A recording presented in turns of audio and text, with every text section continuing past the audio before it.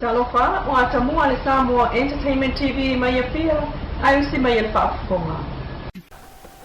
O le atu e mata i tu ai le malo Samoa le vai nga fa sulfa pui tasi a o lona fa vai fa atatau ile se fulu pa Sene mo fai pule tamaita il parlemene e pe ona ia ile palo ta tele lua o lua tasi le ana umane mo na tau matematenga mo fai tau masina i o sa ile se malo Samoa ma umane ai o tofi il fam sinonga. O le fionga le tamaita i pale mia o Samoa fia mena o mimta a fana sa unoa le fono a le lata le lua sa fulu sa vanga o tustalo le Pasifika le Pacman sa ile vaya sona te nei i lunga so ta inga tele vavavi na toi fa mnatu ane ai o le lua o tasi lua na una ia i le fono a ta ile tuso o li im tamaita i ma le si itia o le sao tamaita i ma moli mawina ai le taunu unga o le nafu fuanga ma fa pe ai lava tamaita i wo fi tono po kike ma wo fo iso lato a wala il parlemene i le ala o me masani ai o le tausanga taluai to lua tamaita i na tau i le taunu unga o le la palo tai lalo o le se fulu pasene ali imale manua lo fatu au ma fa ase ali isa po fiangai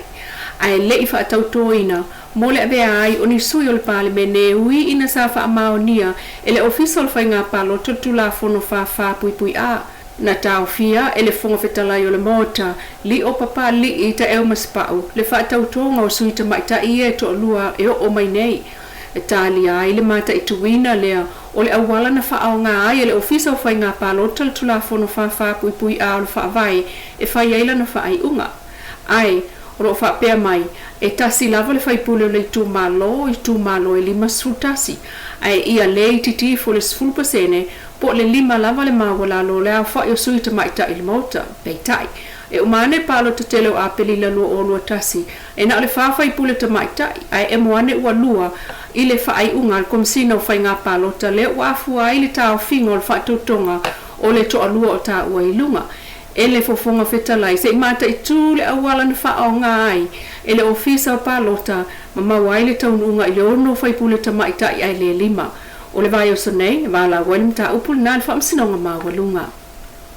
o le vai sonei fo i lea vala walimta upul tangi le presteno famsinonga o fanua maswafa fa sanga le loia sili le malo i le lefa o ngai na o le lato fa tautonga le ana fai ataluai nei e au fiai ma le tofinga sui prestene o le famsinonga o fanua maswafa na fa se ane ia le sa avea ma komisina o ofisa o palota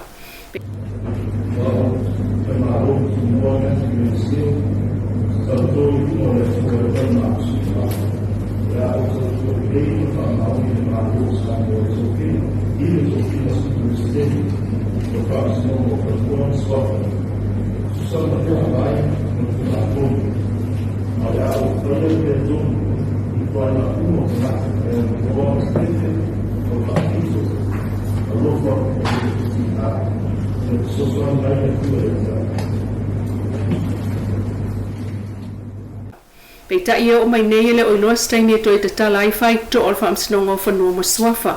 E ui se tau mawhai atu le prestene o fanua maswafa ai tasi lava le talia le fionga le ministarum ta ngā luenga. E le anga waa o na faa wauni faa masinonga e faa o ngā ai tu la fono lo o faya i aiso su e ngal komiti faa pale mene. Ai maiso le tu la fono o pili e tolu le famsinonga o fanua maswafa lua o. Na ta ua tua el minister le fionga matamua basati le prestene o lo ofsilingia fo ila nga ba o la to finga fa amsino e au fiai le to finga prestene ma to finga fa amsinongo fa no maswafa o mata o fo isa tu e fa yela solusul tasio februari o to e vatu ia ile avea il fa amsinongo fa no maswafa le vaya sunte nei o le ato e longo atu se aso ona mata upu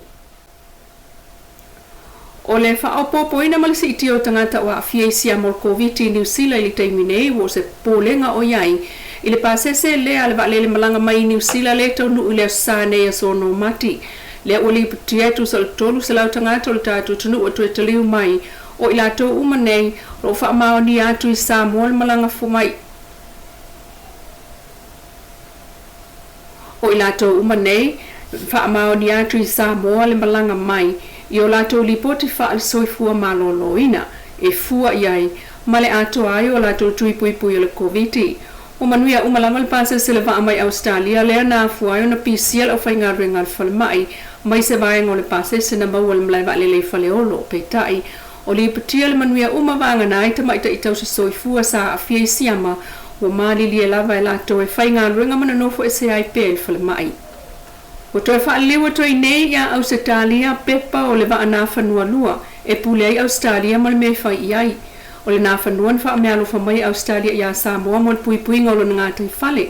A le misiona leo wha tope atu i sawa i tau sanga taluai mo le pui pui ngolo HRPP ai pa uli ai i lea au i sa le lolonga. Na toso wha apitoa mai le la nisi mai Australia e wha te atuai le nā whanua e tonga fiti pei tai. O lea whato ama wa mai taun ungol nā ngā ruenga i le wa amai loa i wale toa au ngā.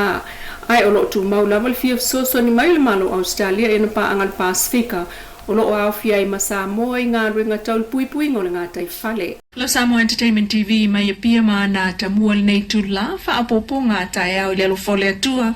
ai wha soifua ia.